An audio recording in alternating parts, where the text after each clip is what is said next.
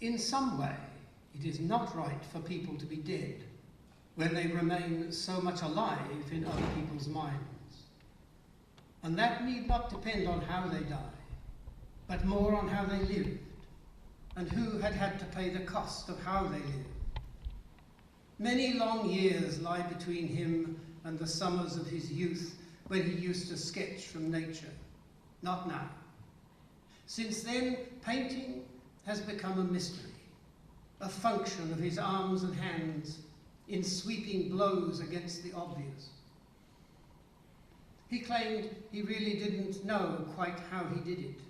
Each painting built its way toward him, that's all, and built its way reluctantly by grudging increments as with an old vendetta. This being so, each layer had to be a life let go. Now you see what there is to see.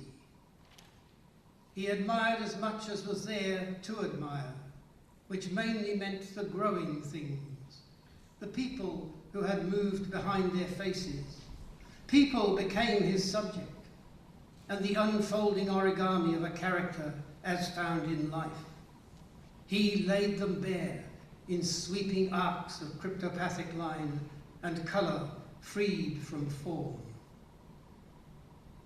So this was where he ended up, here at Bribie Island, with a beard and mashed right ear, determined to live without money, scrounging a life. His pet goanna bit his ear, and now that same goanna bit him on the foot. "I shall move on when I must," he said.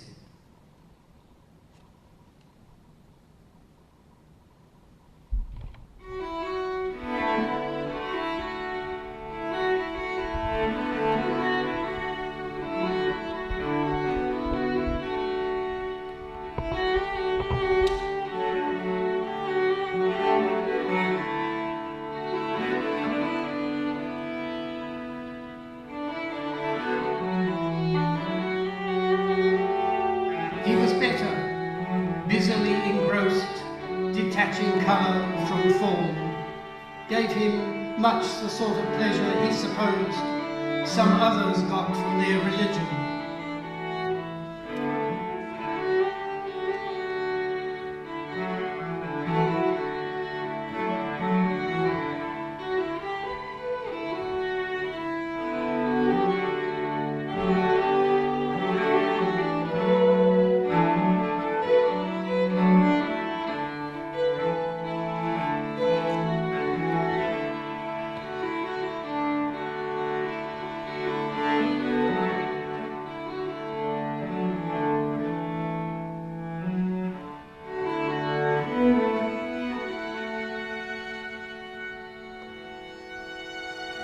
His hut being near the town dump was why rats bothered him so much. He and the local council did not know each other. That is, they knew about each other, much as he and his parents had known about each other. That is, they even might have seen each other, maybe at the island post office, or maybe not. But just having heard tell meant they knew, and so the battle lines were drawn, till they must go, or he must go.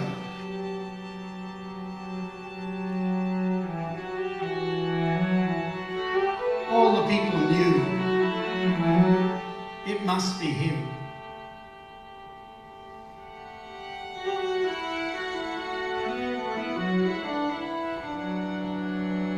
He lived on Bribie Island as a hermit lives. And here at last was where he brought it all together, in deeply layered brushstrokes, the language that life had taught him, with outlines fluid, changing, as they settled into pictures, blending the human figure with the unity of its surroundings, the shack itself, the bay, the mirror, all were one.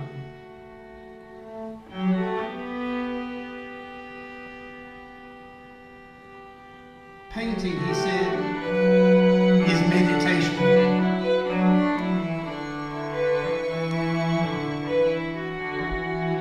process of nature growing like a tree, organic, earthy, inevitable.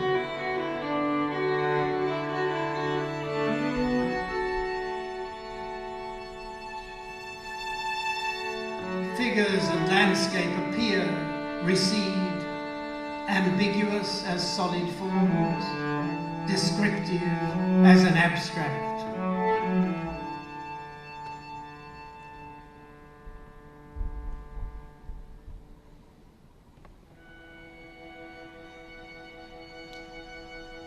The textures were given by where he lived, the winding roots of mangroves, the up and down of eucalyptus leaves, the elements he might explain while fumbling for a conversational reply are overlaid and fused, you see, much the way we trace a Byzantine icon back to its sacred origins.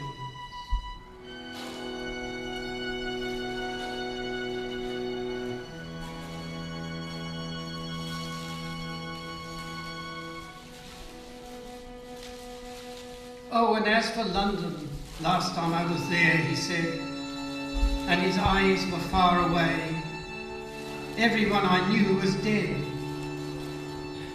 and no one knew that I was alive.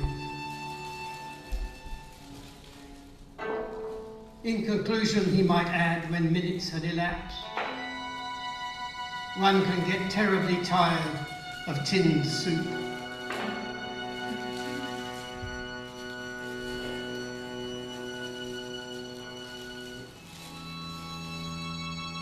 As for me, he agreed at a later date, I'm looking what I fear I am, a hobo.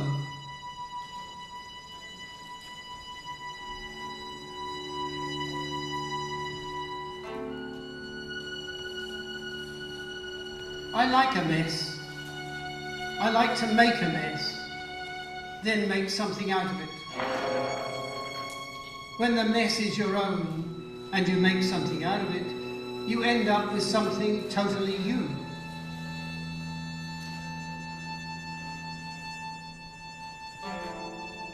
But when the nights are cold, and often they are, he explained by way of wishing us goodbye, I huddle under piles of dirty garments which give no heat. Misery, that's the truth of it. This is not a life you'd choose, nor really did I.